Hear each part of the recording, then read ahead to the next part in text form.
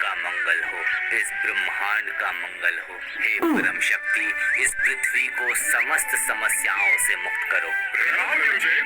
दीर्घायु हो शिष्यों।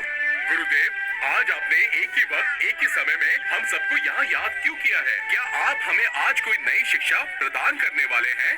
विचलित होने का ऐसा कोई कारण नहीं है वत्स। तुम लोग मेरे सारे छात्रों में से सबसे उत्तम छात्र हो। तुम लोगों को आज यहाँ एकत्रित करने का आज कोई दूसरा कारण है। आज आप लोगों की शिक्षा संपन्न हुई है। कल से आप लोगों का नया जीवन आरंभ होगा। इतने दिन तुम लोगों ने जो भी कुछ सीखा है, उसी शिक्षा को देश विदेश में फैलाओ और अपने आत्मविश्वास को बढ़ाओ। हम धन्य हो गए गुरुदेव, हम धन्य हो गए। जाइए, अब सब लोग विश्राम कीजिए। जो आज्ञा गुरुदेव, जो आज्ञा। आज मैं इतना प्रफुल्लित हूँ कि मैं आपको बता नहीं पा रहा हूँ। पूरे विश्व में मेरी विद्या के बारे में जो चर्चा करेंगे वो सोचकर ही मैं प्रफुल्लित हो गया हूँ, क्योंकि जहाँ जहाँ पर मैं जाऊँगा लोग मेरी सेवा करेंगे। आप लोग जहाँ जहाँ जाएंगे कृपया मुझे भी वहाँ ले चलिएगा। आप लोगों के साथ रहूँगा तो मैं भी सीखूंगा। पागल है क्या? तुम्हारे पास तो कोई शिक्षा ही नहीं है, तुम्हें हम नहीं ले जा सकते। तुम अलग ही जाना। तुमने तो अपनी कोई भी शिक्षा पूर्ण नहीं की है। अगर तुम हमारे साथ चलोगे तो हमारा असम्मान होगा। आप लोगों के साथ रहकर मैं अपने ज्ञान को और समृद्ध करना चाहता हूँ। अच्छा ठीक है, फिर यदि भाई बोलने में आप लोग अपमानित महसूस करते हैं तो सबको बोलिएगा ये हमारा नौकर है। अभी तो कोई आपत्ति नहीं है ना? ये तुमने सही कहा।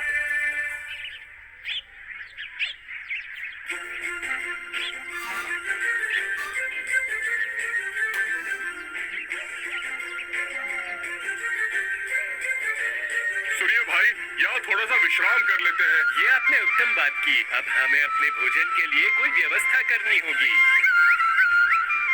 अरे वाह, इस पेड़ पर तो कितने फल हैं। चलो चलो, इन्हें तोड़कर खाया जाए।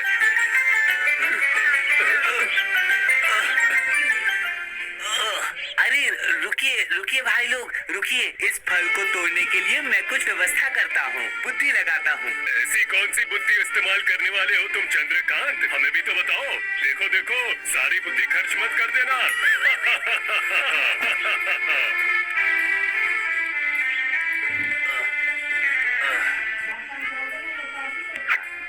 दोस्तों, तुम लोगों ने किताबी ज्ञान तो बहुत लिया है, लेकिन समय के अनुसार जो ज्ञान लगता है वो आप लोगों के पास कम है।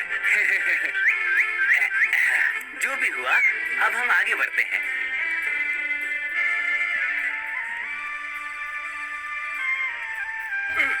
अरे ये जंगल में चल चल के तो हमारे पैर ही दुखने लगे।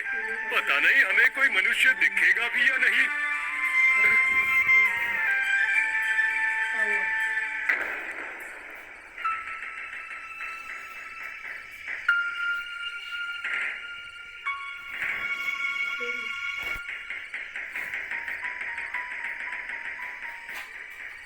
अरे देखिए देखिए, रास्ते में कितने सारे हड्डियों के टुकड़े बिखरे हुए हैं। हाँ सही बोल रहे हो। ये किसकी हड्डी है? यहाँ क्यों पड़ी है? ये निश्चित ही कोई जंगली जानवर की हड्डी लग रही है। अरे वाह वाह, क्या ये भी तुम्हारे चतुर दिमाग का फल है? वाह वाह, क्या बात है तुम्हारे दिमाग की। अरे नहीं दोस्त, ये तो साधारण ज्ञान है। जंगल में जंगली जानवर की ही हड्डी तो मिलेगी, और किसी की हड्डी कैसे मिल सकती है? वो तो तुम सही कह रहे हो, पर ये आखिर किस जानवर की हड्डी है? क्या हम किताबी ज्ञानों से ये जान पाएंगे? हड्डियों को देखकर तो ऐसा लग रहा है जैसे ये जंगल के राजा शेर की हड्डी है। मुझे तो ये हड्डी देख के लगता है कि मुझे तो ये हड्डी शियार की लगती है। पता नहीं चंद्रकांत को ये शेर की हड्डियाँ क्यों लग रही है, मैं समझ नहीं पा रहा। इस विद्या का नाम है सजग ज्ञान। ठीक है, ये सब हम कल तय करेंगे। अभी हम लोग विश्राम करते हैं। चलो चलो चलते हैं।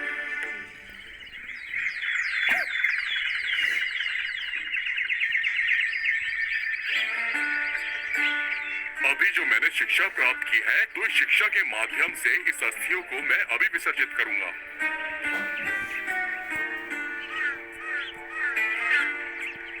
हे गुरुदेव, आपकी दी हुई शिक्षा, ज्ञान, आशीर्वाद व्यर्थ ना जाए।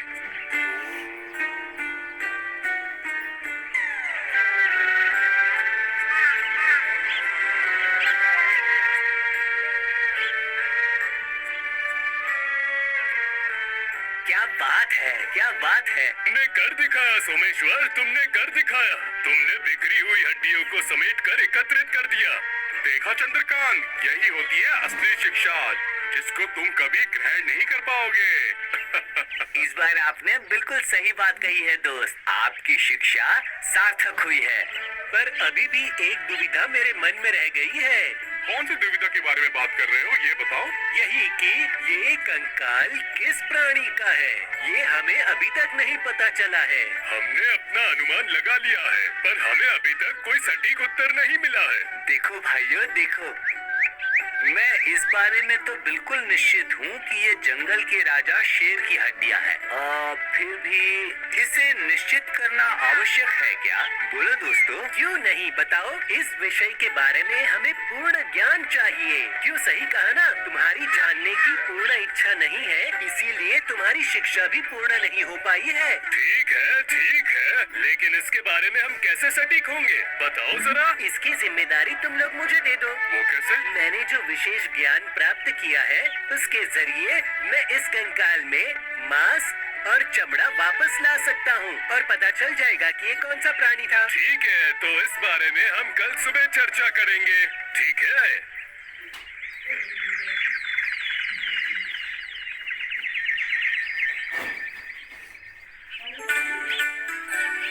हम लोग निकले थे देश भ्रमण के लिए, लेकिन फिर भी हम बहुत विलंब कर रहे हैं। अरे ओ चंद्रकांत, तुम्हारे अंदर की ये जो जलन है वो हमें साफ दिख रही है। नहीं भाई नहीं, ये आप बहुत गलत बोल रहे हैं। तो चलो अब समय बर्बाद ना करते हुए हम अपनी परिकल्पना पर काम करते हैं। तो अब शुरू करें, चलो। हे गुरुदेव, मुझे आशीर्वाद दीजिए। आपकी दी हुई शिक्षा द्वारा मैं इस कंकाल में मांस और चमड़ा भरना चाहता हूँ।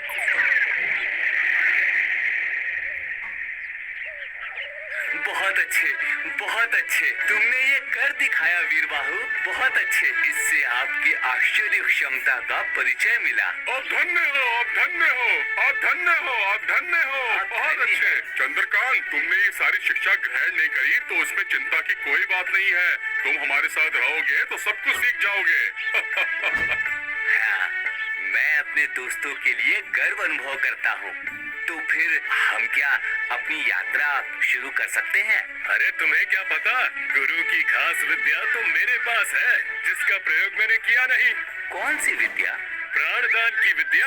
अकेला मैं ही इस विद्या को ग्रहण कर पाया हूँ। क्या बोल रहे हो रामनाथ, ये श्रेष्ठ शिक्षा भी तुमने ग्रहण कर ली, आखिर कैसे? हाँ, ताकि तुम लोगों को ये झूठ ना लगे, इसीलिए मैं ये विद्या का प्रयोग इस शेर पर करूँगा। असंभव, आप लोगों के ज्ञान को क्या हुआ है? आप लोग शेर का प्राण लौटाने की बात कर रहे हैं। तुम मना क्यों कर रहे हो? हमारे गुरुदेव ने क्या कहा था, उस बात को मनन कीजिए कि जो ज्ञान और विद्या आप लोगों ने अर्जित किया है, वो समस्त ज्ञान पृथ्वी के उपकार के लिए है। लेकिन अगर मृत शरीर को हम प्राण लौटा देते हैं तो ये जगत का कल्याण नहीं होगा। हर प्राणी जगत के नियम के अनुसार ही प्राण त्याग करता है। प्रकृति के विरुद्ध जाना सही नहीं होगा। यह उपकार से ज्यादा समस्या आने की आशंका ज्यादा है। नहीं नहीं नहीं नहीं, इस विषय में मैं आपका साथ बिल्कुल नहीं दे पाऊंगा। अरे मूर्ख ब्राह्मण, डरे हुए ब्राह्मण, हम तुम्हारे साथ नहीं रहेंगे, चले जाओ यहाँ से। देखो, तुम लोग मेरे बहुत पुराने दोस्त हो, तो मैं इस तरह तो तुम्हें त्याग नहीं कर पाऊंगा, किंतु मैं तुम लोगों से दूरी बनाए रखूंगा। मैं जा रहा हूँ।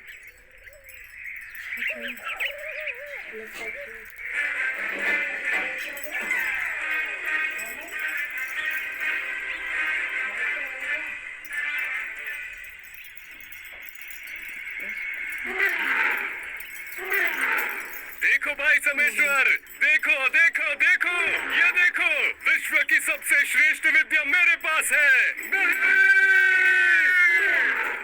हाय हाय हाय, इसी कारण से मैं डर रहा था।